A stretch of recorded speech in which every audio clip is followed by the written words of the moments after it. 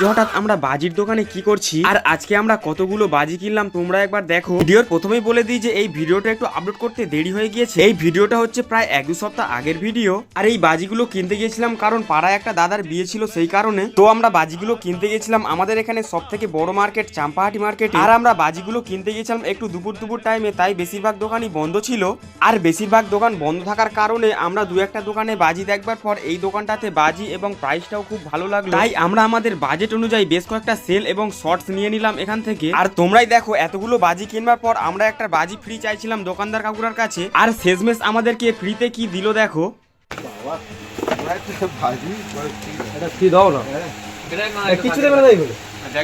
ধূপ দাও বাজি